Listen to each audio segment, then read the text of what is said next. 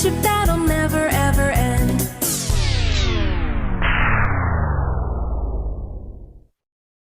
Run!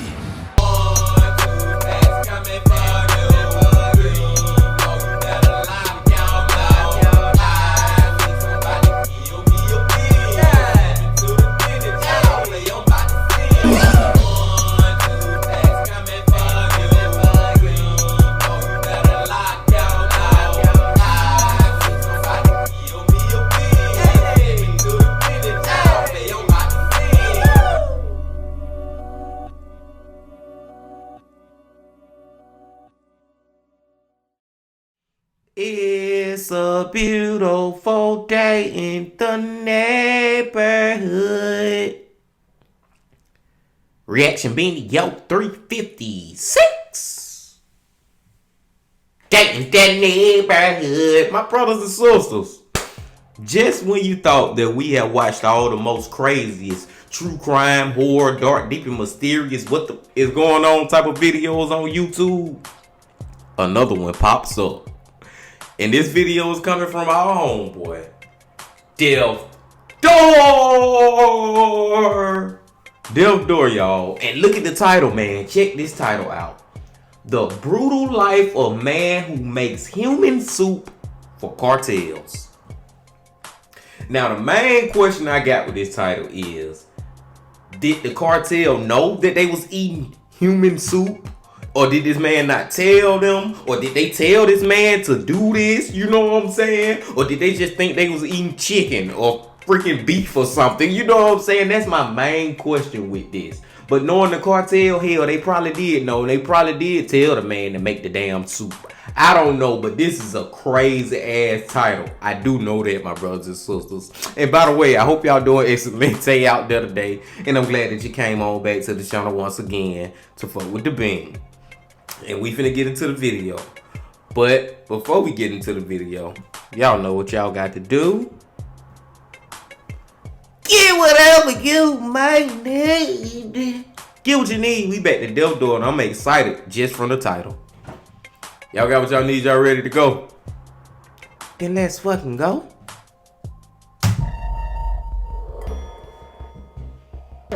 Yo no sabía qué tipo de persona era. ¿Cómo estaban ya muertos? Ya estaban. ¿Los pedazados? ¿Cómo hacías el trabajo? Yo les echaba un tambo y así le hice el trabajo. The name El Pozolero strikes fear into the hearts of those who know it, because that name belongs to the man who was paid to make soup. But not just any kind of soup. A soup made of human flesh and bones. A soup that dissolved the evidence of hundreds of murders committed by ruthless drug cartels. This is the story of Santiago Mesa Lopez, also known as El Pozolero, the stew maker. He was the man who worked for the two most notorious drug cartels in Mexico and was responsible for disposing of over 1,000 bodies in barrels of acid. Guess what he said when he was captured? He said he was making a seafood soup. But how did this man end up with this gruesome job? What did he do with the remains that didn't dissolve? And what happened to him after he was captured by the authorities? In this video today, we're going to explore the brutal life of El Pozolero, the man who made human soup for cartels. To understand how Santiago Mesa Lopez became El Pozolero, or the stew maker, we need to go back in time to his origins and the context of events leading up to his involvement in the Mexican drug trade, which can I mean, hold on, my brothers and sisters. It's one thing to read the title, but to actually hear and look at the pictures in the video of this man, it just make it like got me just like disgusted. Like, oh my God, bro. Like, this shit real. You know what I'm saying? It bring a more real feel to it. I thought I was ready for this video, but I don't know if I'm ready now, man. But let's keep going. Can be traced to the arrest of the godfather of Mexican drug cartels, Miguel Angel Felix Gallardo, who goes by the alias El Padrino. Miguel Felix Gallardo was a Mexican drug lord who founded the Guadalajara cartel in the 1980s. He was one of the pioneers of large-scale illegal substance trafficking in Mexico that established connections with Colombian cartels to import marijuana into the United States. He also controlled most of the smuggling routes in Mexico and along the border with the United States. However, his drug empire began to crumble after he made what would be the greatest mistake of his life. He ordered the abduction, torture, and murder of a DEA agent, Enrique Kiki Camarena, in 1985. This provoked a massive manhunt by the US and Mexican authorities, who raided his ranch and seized tons of drugs and weapons. Felix Gallardo was eventually arrested in 1989 and sentenced to 40 years in prison for illegal substance trafficking and murder. While incarcerated, he tried to maintain the leadership of his cartel, but he was eventually transferred to a maximum security prison in the 1990s, where he lost most of his influence and contact with the outside world. As a result, his old organization, the Guadalajara Cartel, broke up into three main factions: the Tijuana Cartel, led by his nephews, the Arellano Felix brothers; the Juarez Cartel, led by his former associate, Amado Carrillo Fuentes; and the Sinaloa Cartel, run by his former lieutenants and sicarios, Hector Luis Palma Salazar and the infamous Joaquin El Chapo Guzman. It's just so crazy how, okay, they took the big dog off the street. They took the king of the cartel off the street. You know what I'm saying? But what did that do?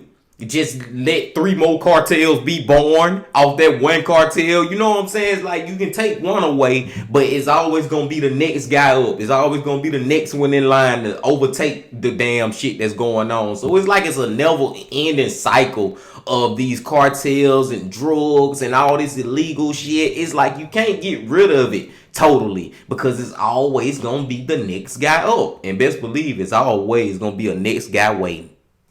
Factions competed for territory and power. They often clashed violently with each other and with other rival groups. The Juarez cartel was known for its brutality and corruption, but it was weakened by the arrests and deaths of several of its leaders. With the Juarez cartel out of the way, the Tijuana cartel and the Sinaloa cartel emerged as the most powerful and resilient. They expanded their operations across Mexico and abroad, despite facing multiple arrests and extraditions of its leaders. The Tijuana cartel controlled the lucrative smuggling routes in Baja California and along the border with the US, while the Sinaloa cartel operated in Sinaloa, Sonora, Durango, Jalisco, and other states. The two cartels initially cooperated, but soon became rivals over territory and market share. The war escalated in 1992 when Ramon Arellano Felix, the enforcer of the Tijuana cartel, ordered a hit on Rodolfo Carrillo Fuentes, the brother of Amado Carrillo Fuentes and an ally of the Sinaloa cartel. The Sinaloa cartel retaliated by sending hitmen to take out Ramon Arellano Felix and his brothers. This war turned into a bloodbath, with hundreds of killings on both sides. The violence spilled over into other states and cities, such as Guerrero, Michoacan, Oaxaca, and Mexico City. The war also involved other cartels, such as the Gulf Cartel,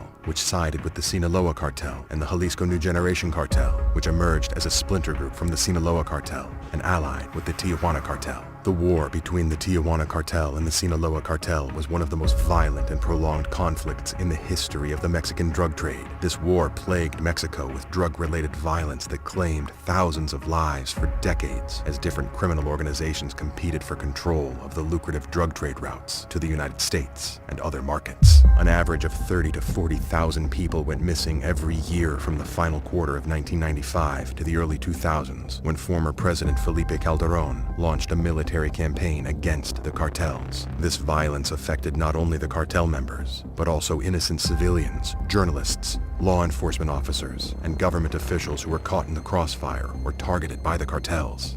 And that's another thing too, man. It's like it's so many innocent lives that be victims of this drug war, just war period between these cartels. And just to circle all the way back to what I was saying from the beginning, I don't remember the big dog name, but the big dog who ended up going to prison, the first dude who started all this, sometimes you gotta look back in hindsight and be like, damn, maybe it was best to just leave him free. Cause at least then they just had one cartel. Now they done created three cartels, and these cartels fighting each other and causing even more havoc than what he was doing back then, basically. So it's just it's a slippery slope, man. It's a slippery slope. I can't speak dealing with shit like this. What's worse was the terrible fate their victims suffered. Many of them were tortured, killed, and disposed of in the most gruesome ways. Some had their heads removed from their bodies, their remains hung from bridges, while some were thrown into rivers or left in public places as a message to the rival cartel. It was a horrifying sight. But then something changed. The bodies stopped appearing, Was this a sign of peace? No, it was far from it, because the violence continued and the people were still missing by the thousands. So what happened to their bodies? Santiago Mesa Lopez made them into soup.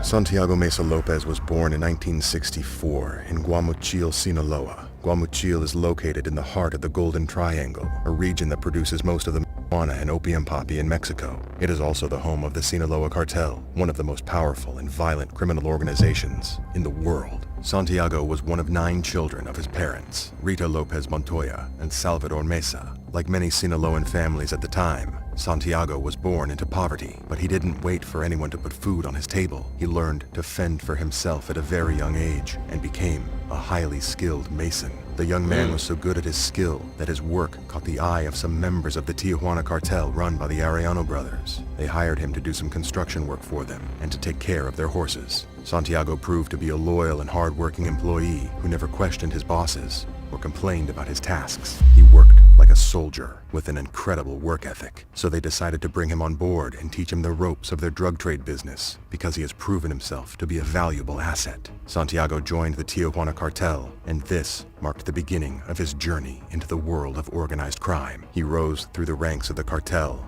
from drug dealer to the rank of drug office keeper. He was in charge of overseeing the cartel's depots in Tijuana, where they stored and distributed their drugs. It was a risky job, but a few years down the line, Santiago was still alive and still had his job. However, things got more complicated when the Arellano Felix organization entered into a brutal war with their rivals, the Sinaloa cartel. The streets of Tijuana became a battleground, where thousands of people were killed and their bodies abused daily. The remains of their victims were hung on bridges, some littered on the streets, and others dumped in the rivers. This gruesome scene attracted the attention of the Mexican authorities, as well as the American law enforcement agencies such as the DEA and the FBI. The cartels realized that they had to find a way to get rid of the bodies quickly and discreetly, or else they would be traced back to them one way or another, and that would not be good for their line of business. But how could they possibly get rid of thousands of human bodies that were casualties of the drug war without leaving any traces? So the Arellano Felix brothers decided to seek some expert advice from some shady characters who were skilled at making people disappear. Their solution was simple,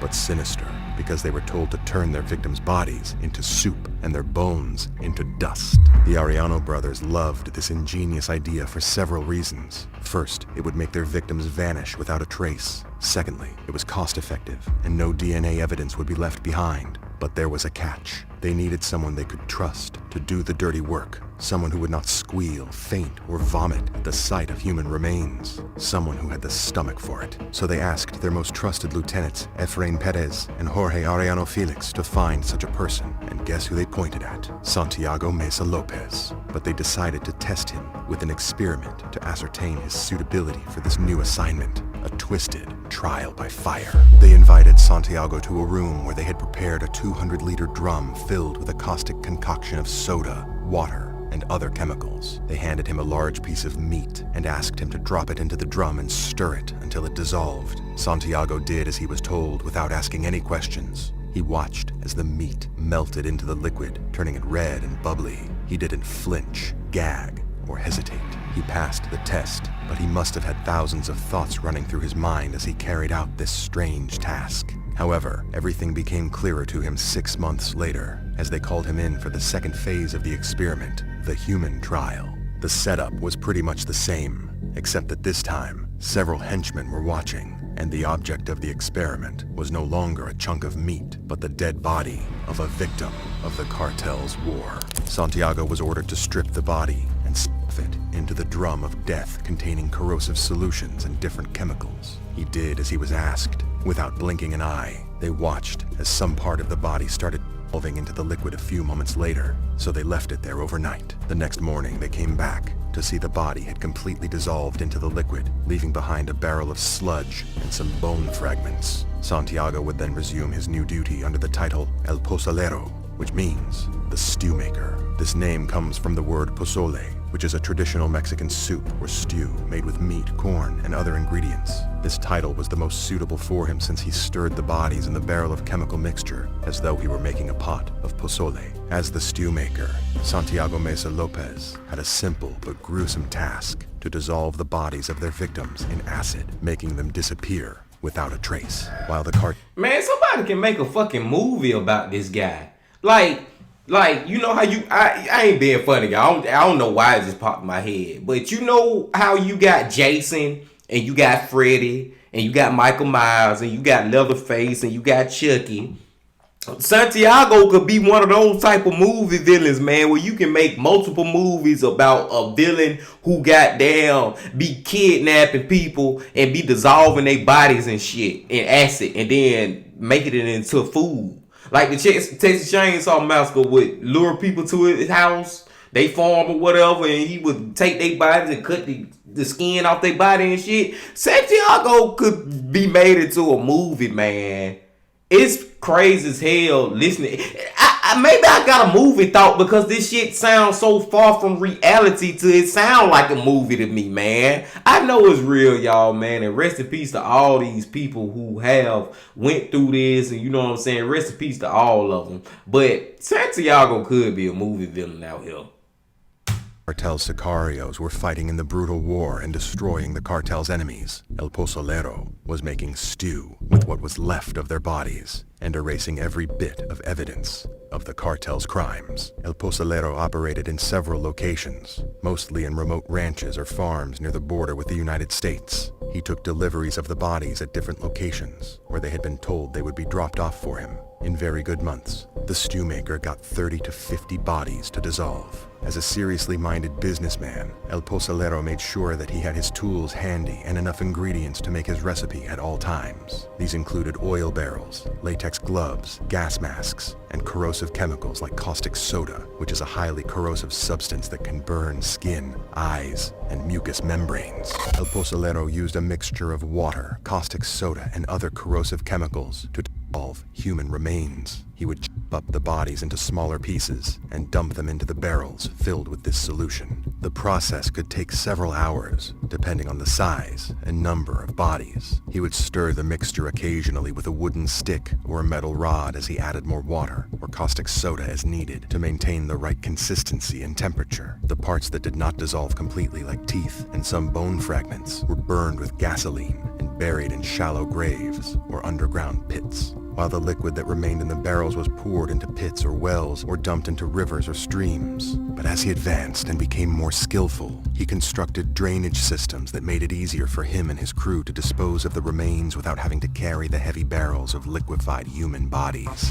El Pozolero was said to have dissolved over 1,000 bodies during his career, and for his services, he was making around $600 weekly, which was about 3 times the national average salary in Mexico. However, the stew maker estimated that he dissolved at least 300 bodies in his 9 years of active service, but forensic investigation sources suggested that the number could be much higher. He said that he did not kill anyone, and technically, he didn't. He was only following orders from his boss, Teodoro Garcia Cemental, El Teo, whom he started working directly under at some point in his career. Teodoro Garcia Cemental was one of the most violent and ruthless drug lords in Mexico, who rose to prominence in the late 2000s as a leader of the splinter fraction of the Tijuana cartel. He was known for his brutal methods of disposing of the cartel's enemies, which involved abduction, and eventually ending their lives. The victims of his killings eventually ended up in El Pozolero's corrosive solution barrels, so it made sense that the two worked hand in hand. Together, El Teo and El Pozolero were responsible for the disappearance and death of hundreds of people in Tijuana and its surroundings. El Teo started his criminal career in 1995 when he joined the Tijuana cartel as an enforcer under the orders of Ramon Arellano Felix, one of the founders of the organization. He quickly gained a reputation for his cruelty and efficiency, which earned him the nicknames El Teo, El Tres Letras, El Lalo, and El Alamo. He also became close friends with another cartel boss, Joaquin Guzman Lorera, better known as El Chapo, the leader of the rival Sinaloa cartel. In 2008, after the arrest of Eduardo Arellano Felix, another founder of the Tijuana cartel, a power struggle erupted within the organization between El Teo and Luis Fernando Sanchez Arellano, a nephew of the Arellano Felix brothers. El Teo decided to break away from the cartel and form his own gang with the support of El Chapo and the Sinaloa cartel. This sparked a brutal war over control of Tijuana's drug trafficking routes, which resulted in a surge of violence in the city. Meanwhile, El Teo took the stew maker El Pozolero alongside with him when he left the Tijuana cartel to join forces with El Chapo and the Sinaloa cartel. This duo would then form a formidable force against their former colleagues at the Tijuana cartel. While El Teo and his sicarios were doing the killings, El Pozolero and his crew were making hot stew of the bodies of their former comrades. For nearly 10 years, El Pozolero operated under the radar, leaving no trace of his victims. For 10 freaking years, y'all. Did y'all hear that? For over 10 years, this man was doing this shit and getting away with it. And he ain't got no well, we know he ain't got no conscience, but just the fact that he was doing this shit to some of his former homeboys, cooking their ass up like some stew too. Oh my God, man, this shit sound fake, y'all. I like, damn, man. Damn.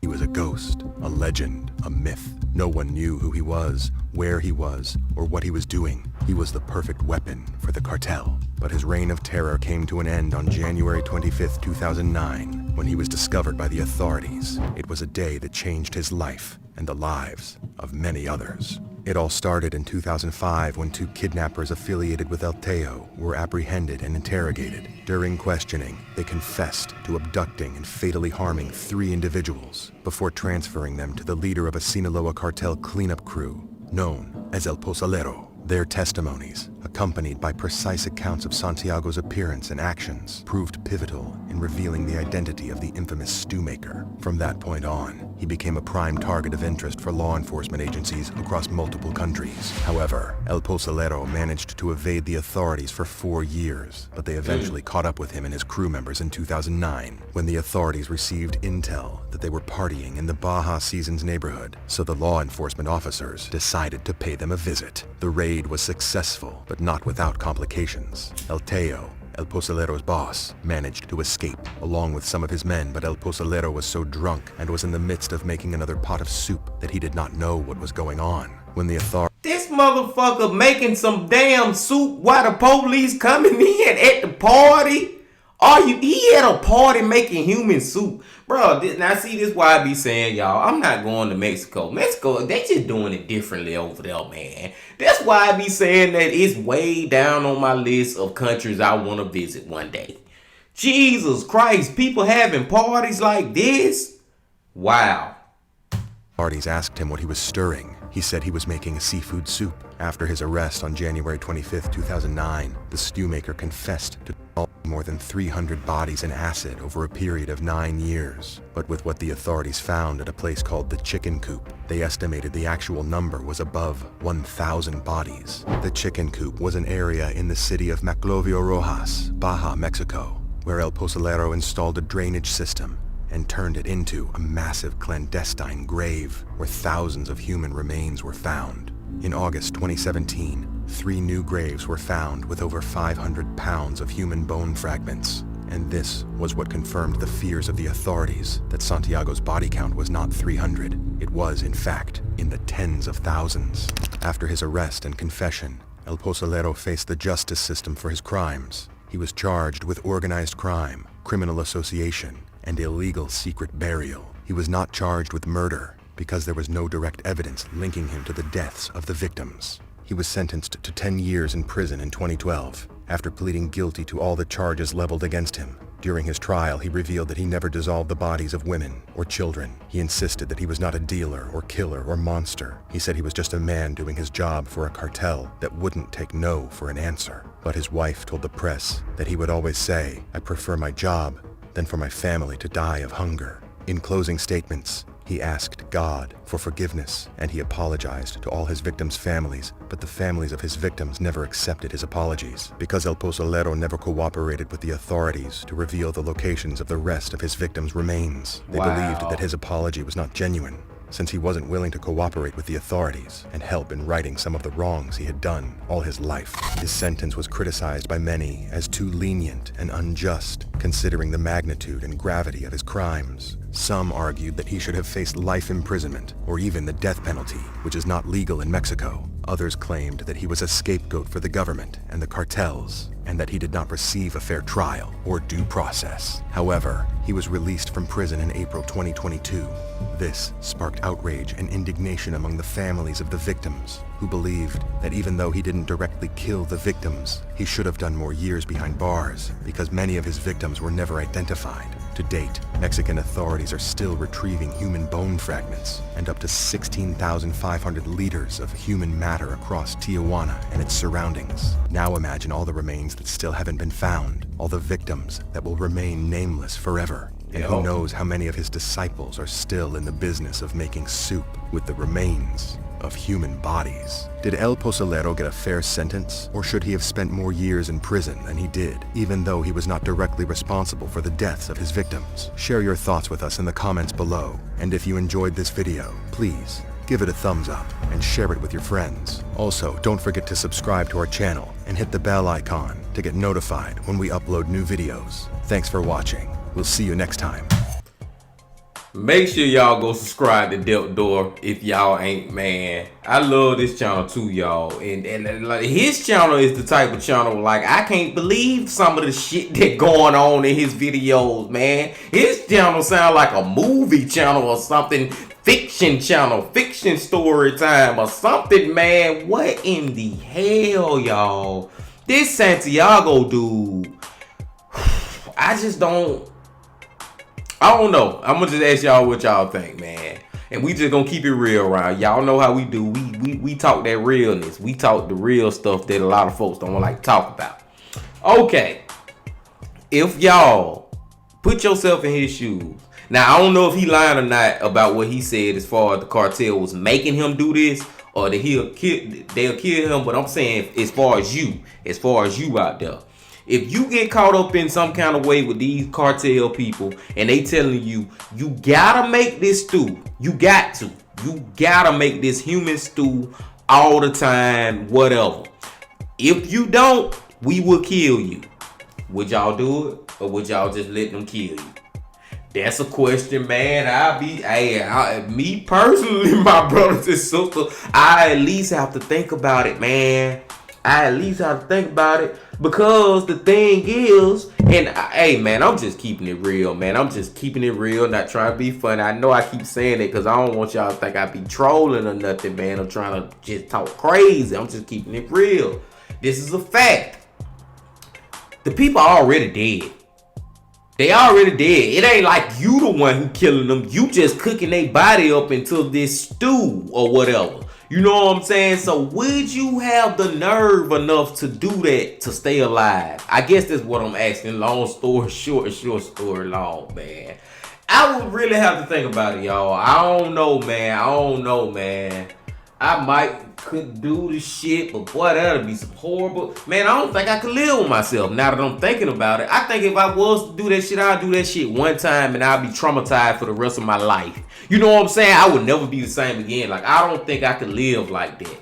Cooking people body. Hell no. Like, that shit at some point will fucking make me go crazy. No, I don't think I can do it now, my brothers and sisters. I don't know, man. I don't freaking know, y'all. But that's a great question. And another question is, do y'all feel like he should have served time? Or because he out. He got out. Me personally, I feel like he should have served some time. I'm not going to say life in prison or the death penalty just because he didn't actually, like I said, kill these people, but he did know this was going on and never alerted the police, and he was dealing with people dead bodies and not alerting the police and shit, you know what I'm saying? So he should have done more years than he did do. I will say that.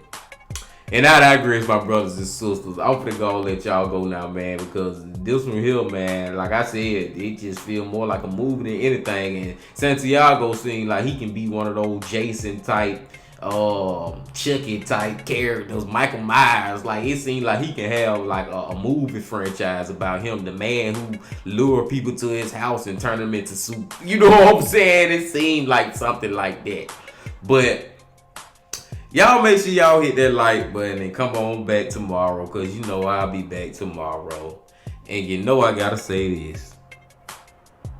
Love, peace, and happiness. Stay safe. Don't stop. Keep going. Yeah.